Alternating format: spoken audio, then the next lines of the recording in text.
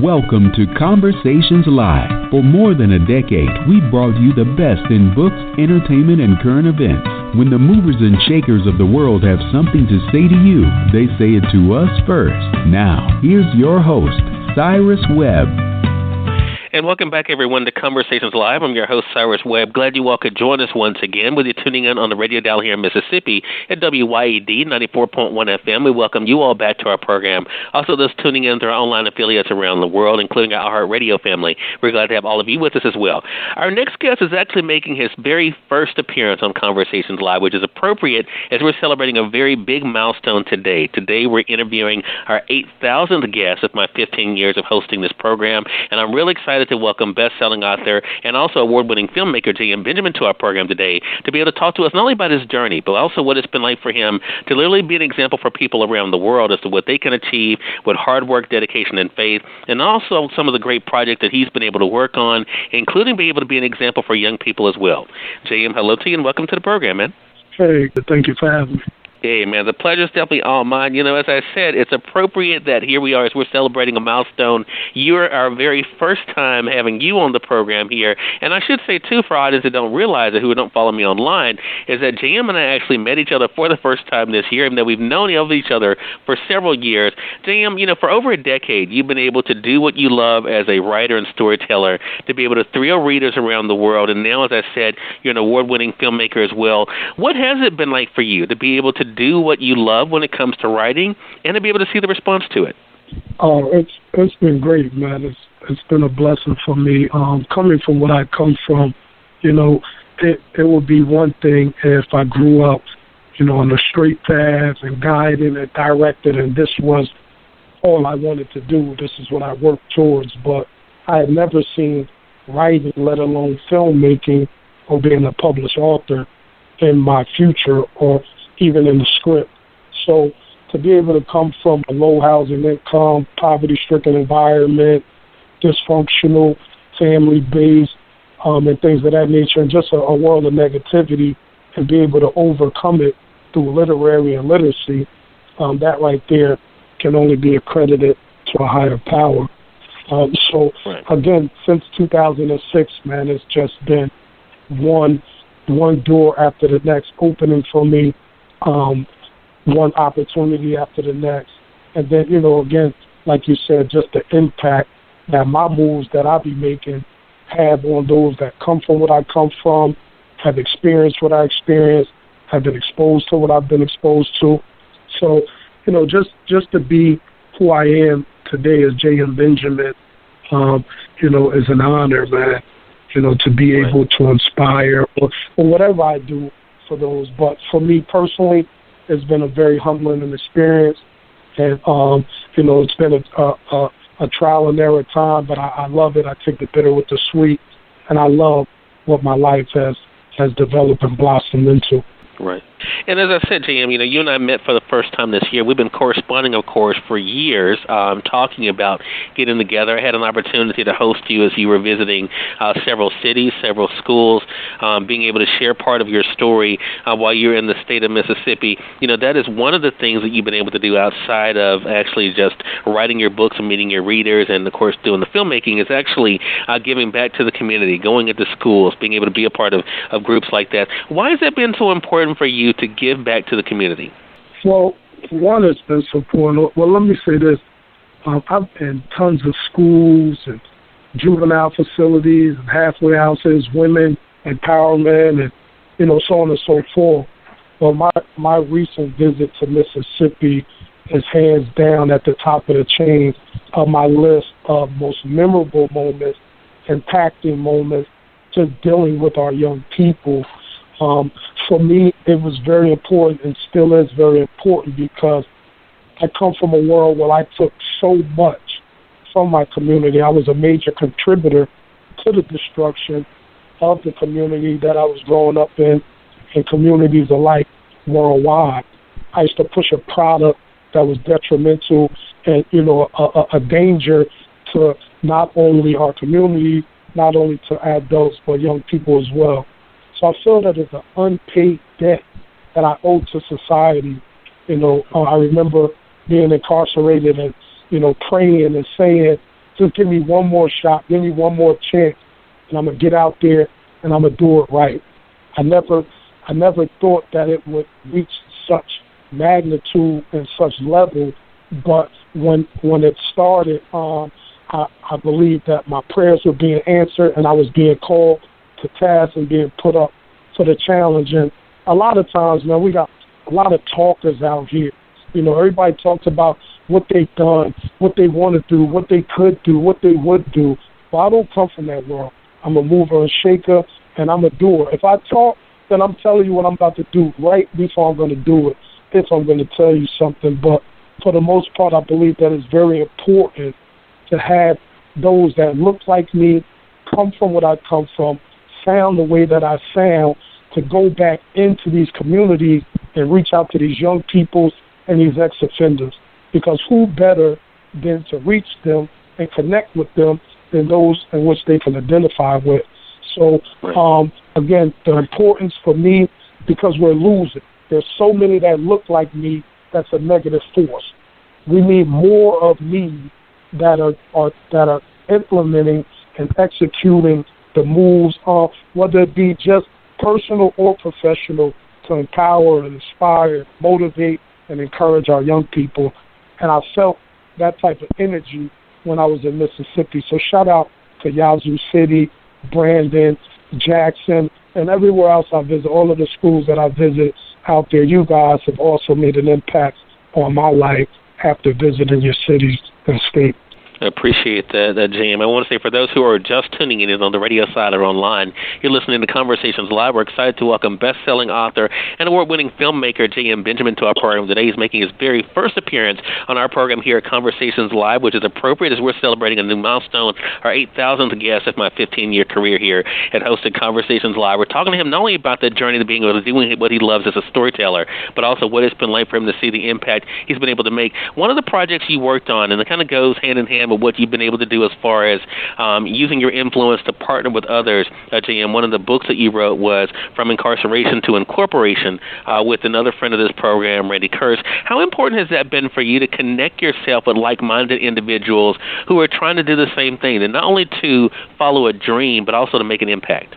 Well, that book right there, and shout out to Randy Kurtz, and congratulations to you on your 15 years, and thank you for choosing me as the 8,000th guest. Well, the book From Incarceration to Incorporation is actually what I eat, sleep, and breathe. It's really a tool and a guide of how to use incarceration as a stepping stone for success. Often, us as ex-offenders and offenders, we have a tendency of sitting behind these prison walls and in these beds and things of that nature and conversing with other inmates, talking about what we're going to do when we get out. But very seldom do many of us take advantage of the opportunities in prison and sharpen our own tools to ensure once we out, we don't return. That's what that book is for. That book is an advocate for change. I'm an advocate for change. I'm a representative of change, and to show and to promote that it is doable and that there is life after incarceration. A lot of times, ex-offenders use incarceration as a crutch or justification to go back out and do the same thing that they did to get in there initially, using that as a form to say that this is all that they know. I used to be one of those individuals on the block, on someone else's block, in someone else's city, saying that this was all that I knew. But the fact of the matter, again, it was an excuse. So if you know my hashtag, make moves, not excuses, that all ties in to the incarceration. Before I used to use excuses, now I just make the moves.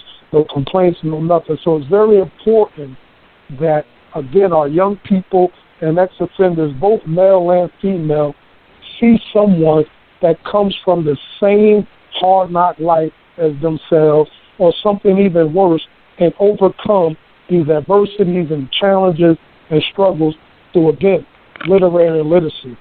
So Incarceration to Incorporation was a book written by myself and Randy Kurtz to be in a million different places at one time.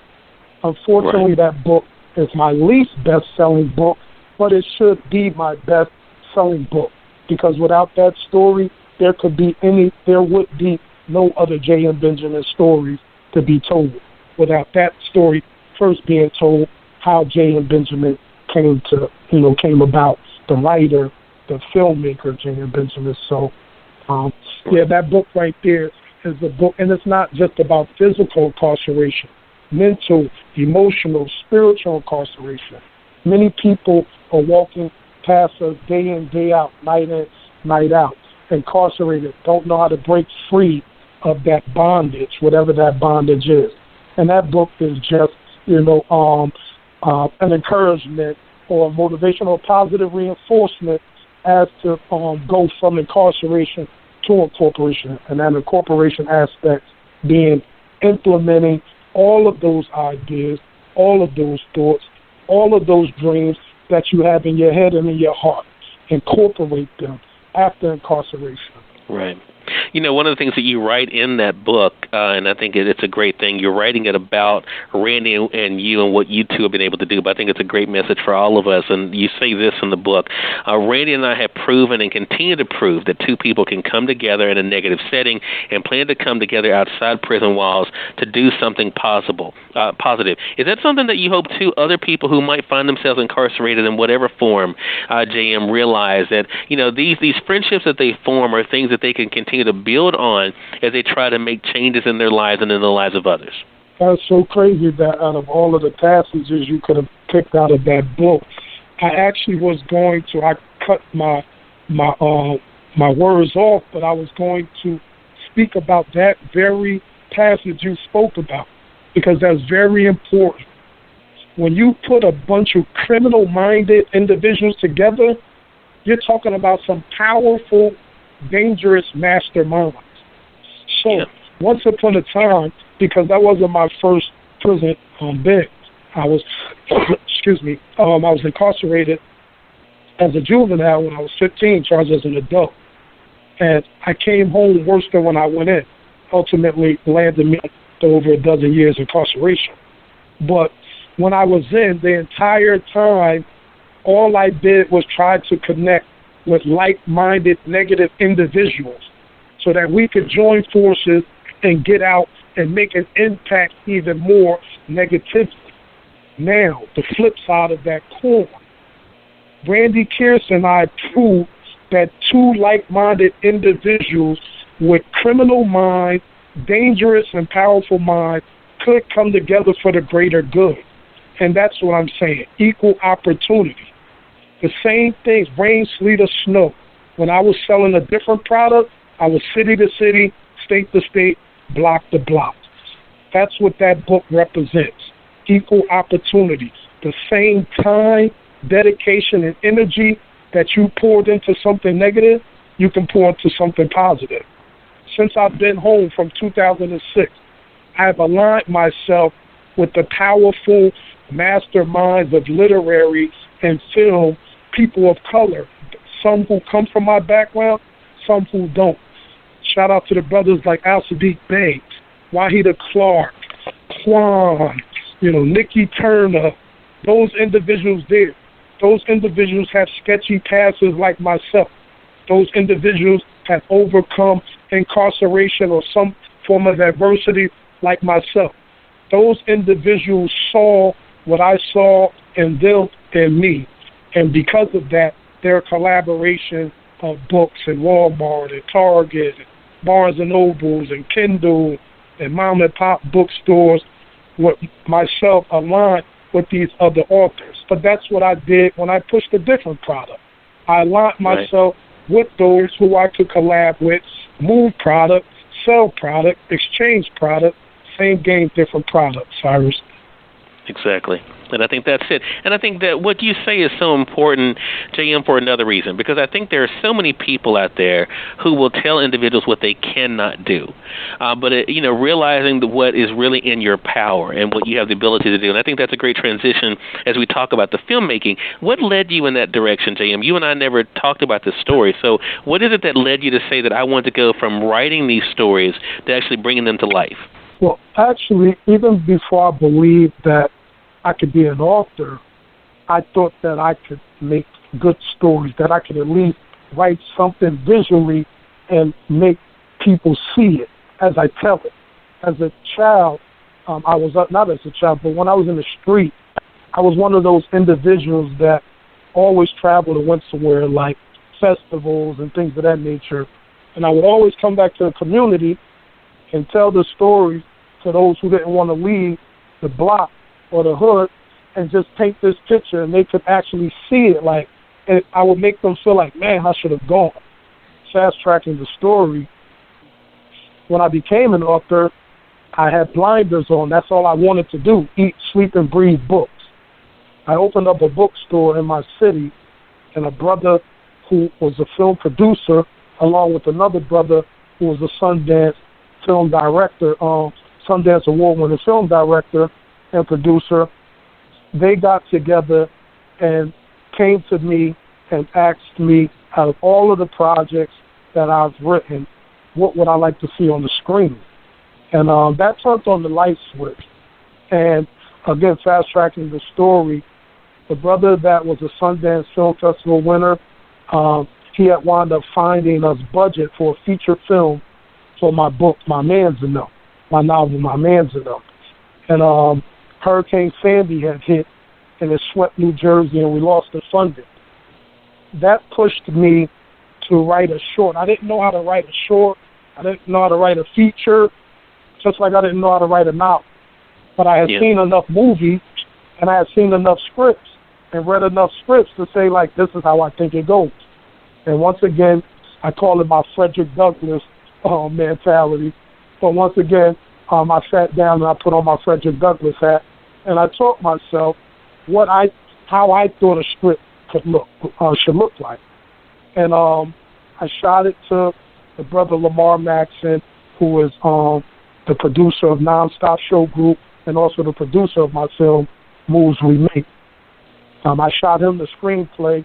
He shot it to some brothers that have worked in New York and Hollywood on big projects. And although the format wasn't correct, they saw the potential in the writing. They saw my story. And the story was an adaptation of my award-winning short story, Checkmate, that was in an anthology with Quan, myself, author Randy Ski Thompson, Terry Rutan, and J. Rod Knighter. I adapted my short story into a short script, and the brother Lamar Maxson comprised the production crew. Excuse me. And for the first time to see my words coming to life, I got to sit back and watch people read my words and close my eyes to see if I could hear or see my characters. And when I was able to be hands-on with the authenticity of the characters and the dialogue, I knew another light switch had gone on. Like, there was this craving that I wanted, that I was having. And ultimately, we started submitting to film festivals.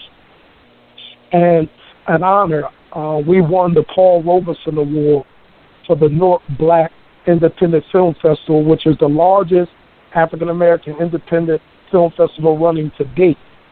And we won that.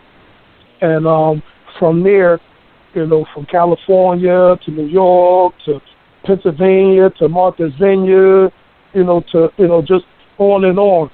That right there, that made me know, like, okay, this is a lane for me. But I still wasn't content because I was just a writer and an exec producer and co-producer because I'm on the set. But it wasn't the hats that I wanted to wear. I wanted to not only write my words, but I wanted to direct my words. I wanted to help produce my film. I wanted to, put those scenes in that box, in that caption, to see that cinematic moment. And most importantly, I just wanted to be, and I still want to be, one of those independent filmmakers of color that can represent us as a people on the screen.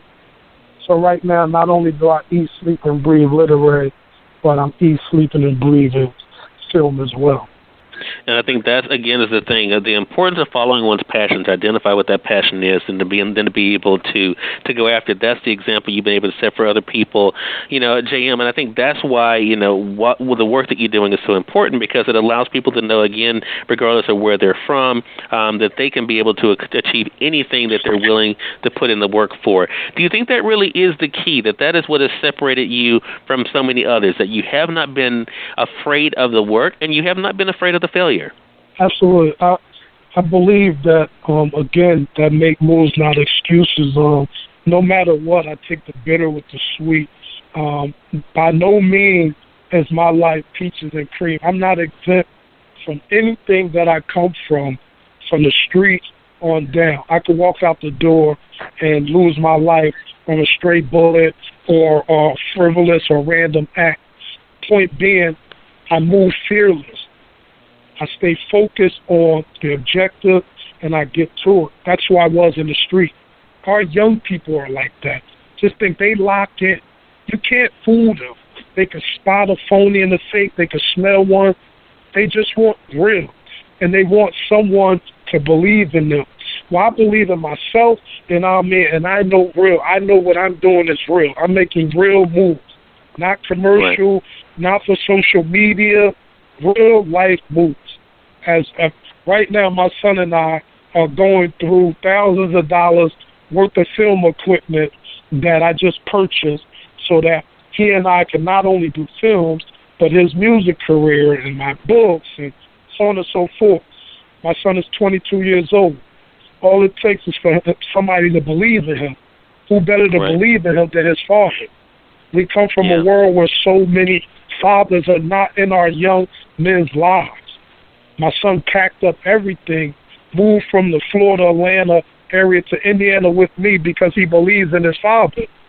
I moved him here because I believe in my son. So these things are very important, just being, I move the way that I move because I want someone to say, like, man, it doesn't matter. I don't care what somebody thinks or somebody said. I can see what he's doing. See, there's a difference when somebody's thinking or there's a rumor, but when people can see it, I don't hide behind what I come from. I use it as a shield of armor. I use it as a vehicle to move forward. So these things here, again, and not just this field, but any field, your field as well, yourself as well, Cyrus. You are an example.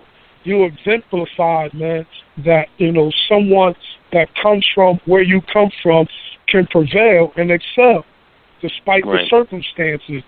And that's all I'm saying. I'm saying life is not over. Like, a bad day does not mean a bad life. It's opposed to that, Exactly. So, again, I think that's it.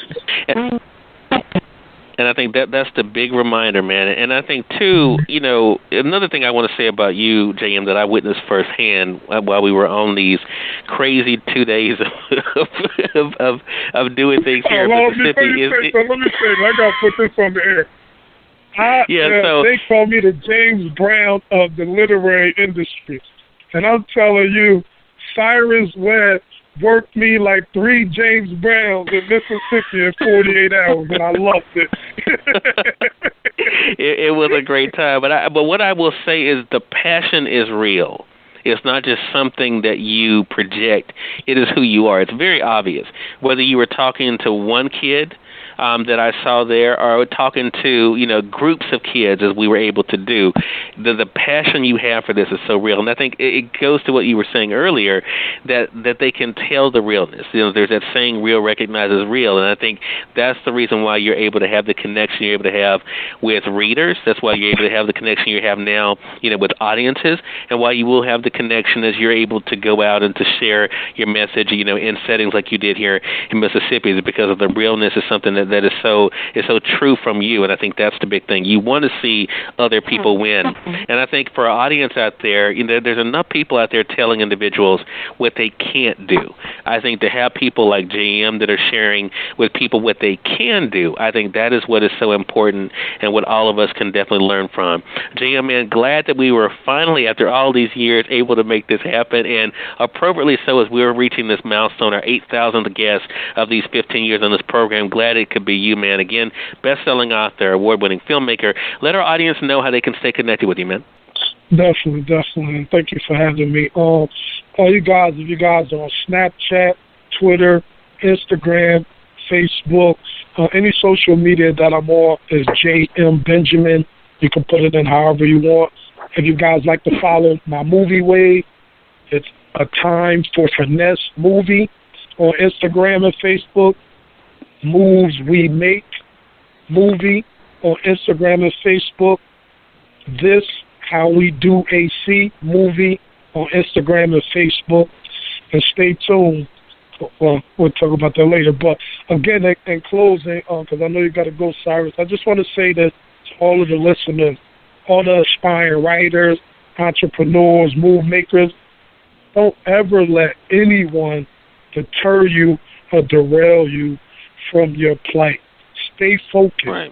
There's enough bookshelf space, enough space on social media, on all streaming apps, music, any industry you want. There's enough shelf and space for you. Believe that. That's it. That is so true, man. Again, man, congratulations to you, J.M., man. Excited about what's to come. Excited to stay connected with you online and looking forward to your next visit to Mississippi, man. Definitely, man. Just waiting for the itinerary, man, and iron out the wrinkles, man, so I could come and do a follow-up. All right. Sounds like a plan. And we thank your audience for tuning in to another great segment of Conversations Live. Until next time, I'm your host, Cyrus Webb, saying, as always, enjoy your day, enjoy your life, enjoy your world. Make sure you take out time to enjoy some good music as well as a great book. Thank you all for choosing Conversations Live today. You will make it a great one.